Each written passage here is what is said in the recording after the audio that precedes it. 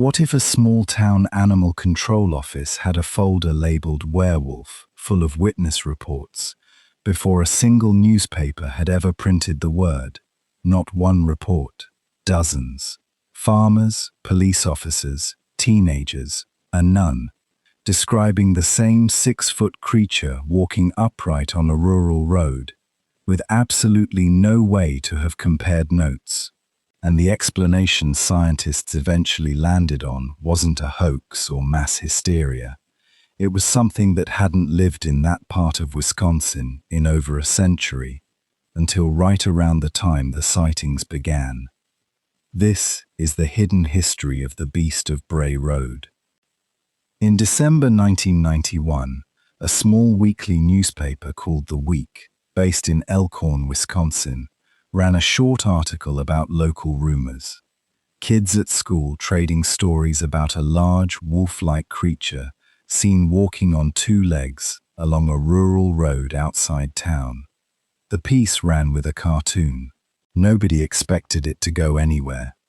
The reporter assigned to it was Linda Godfrey. She was skeptical.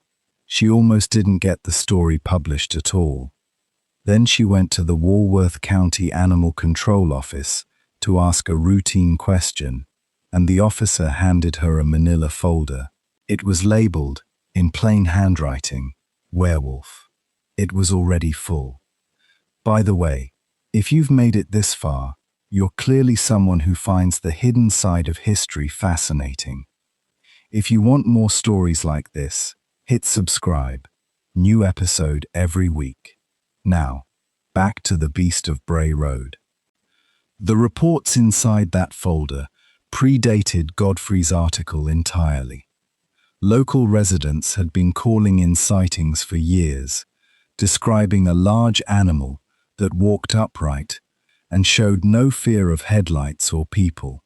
Once Godfrey's article ran, the calls didn't stop, they multiplied. People who'd kept quiet for fear of being laughed at started coming forward, some describing encounters from decades earlier that they'd never told anyone outside their own family.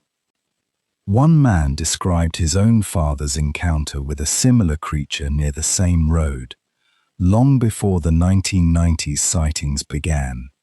Records and interviews Godfrey compiled over the following years traced credible reports of a creature matching this description back to at least 1936, more than half a century before it had a name. The descriptions were remarkably consistent across witnesses who had no contact with each other. A creature standing between 5 and 7 feet tall, coarse brownish-gray fur, a head shaped like a wolf's with a pronounced muzzle, eyes that reflected light, sometimes described as yellow, sometimes as glowing red or orange in headlights. Witnesses across Walworth, Racine, and Jefferson counties described the same posture, the same gait, the same unnerving lack of fear around humans. The obvious skeptical explanation is straightforward: misidentification of a known animal, most likely a grey wolf, especially one seen upright for a brief moment, while rising or moving through tall grass. Here's what makes that explanation more interesting than dismissive. Grey wolves had been effectively eliminated from Wisconsin by the mid-20th century, hunted and trapped to local extinction for decades. It wasn't until wolves began naturally recolonizing the state from Minnesota, starting in the late 1970s and accelerating through the 1980s and 1990s, that a Wisconsin resident would have had any real chance of encountering one at all.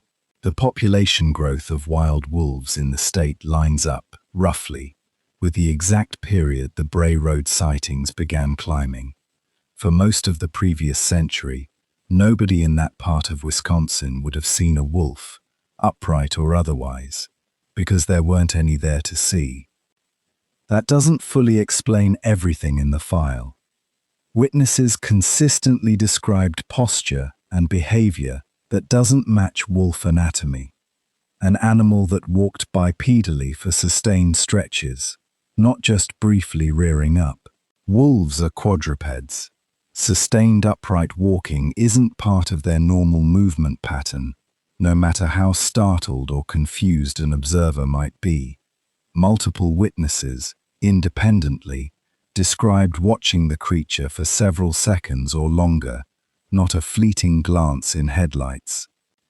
What AI cross-referencing of the Animal Control Archive, Godfrey's original witness interviews, and Wisconsin Department of Natural Resources wolf population records has done is line up two real, verifiable trends that happened at the same time in the same place, and shown that neither one, on its own, closes the case. Wolves really were returning to Wisconsin exactly when sightings spiked, and witnesses really were describing behavior that wolves, upright walking wolves specifically, don't reliably exhibit. Godfrey spent decades after that first article collecting further reports, eventually documenting hundreds of similar sightings, not just in Wisconsin, but reported from other states describing nearly identical creatures under different regional names. She remained careful never to claim certainty either way. In her own later writing, she noted that not every account was necessarily describing the same phenomenon. Some witnesses may have seen a physical animal, others may have experienced something else entirely, and a few reports were likely honest misidentifications or outright hoaxes folded into a story that had become locally famous. What stayed constant across more than 80 years of documentation is the folder that started it all, the one Godfrey didn't create, just opened. Sightings had been reported and quietly logged by local officials for years, before anyone outside Walworth County knew the name Bray Road at all. The road is still there. Sightings have slowed considerably since the 1990s peak, though reports still surface occasionally, decades apart, from people who say they've never told anyone until now. Nobody has ever produced a body. Nobody has ever definitively closed the file. Look around. History is everywhere.